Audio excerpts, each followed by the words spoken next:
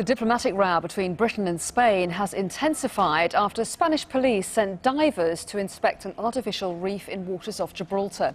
Last month, Gibraltar's government dropped 74 concrete blocks into the sea to create the reef, which it says is to boost marine life.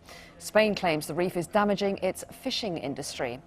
Well, let's cross now to Jonathan Sacramento, who's a journalist based in Gibraltar. He joins us live via Skype. Jonathan Sacramento, what do you make of these pictures? What do you think this will do to tensions there? It won't improve matters, that's for sure. It's a shame, actually, because in the last few days, we've seen a lot more conciliatory diplomatic language, especially after that press conference that the Spanish Foreign Minister, Mr. Margallo, gave in Spain, where he seemed to make an allusion to the fact that Britain appeared to be wanting to enter into bilateral talks. Now, of course, the Foreign Office and the Gibraltar government said that wasn't true, that they're not willing to enter into bilateral talks. What they're willing to enter in is what they're describing as ad hoc talks involving all the relevant parties. So we've been seeing over the last few days some more conciliatory language, signs perhaps that all parties have been open to dialogue. The Gibraltar government itself issued a very conciliatory statement the other day, suggesting that it's been keen to reopen the trilateral forum for dialogue. And now, of course, we see this incident happening in British Gibraltar territorial waters. Let's just put it in context first. The Guardia Civil and Spanish police incursions into Gibraltar's waters are nothing new. They've been happening, the incidents have been repeatedly happening over the last year, perhaps even before then. But this represents a slightly more serious incident because it's almost like a statement of intent from the Spanish law enforcement agencies saying these are our waters and we'll exercise our jurisdiction in them. Upped its border checks into Gibraltar. Britain says in retaliation for this row over the reef. What is the latest on that? Are the queues still there every day? They come and go.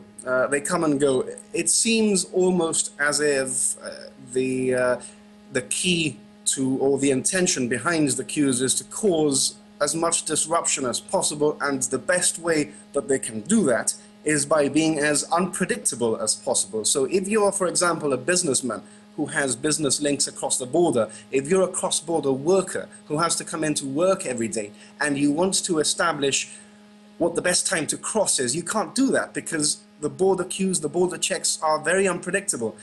And I think that's the aim behind them. Over the last few days, the Gibraltar government has set up an online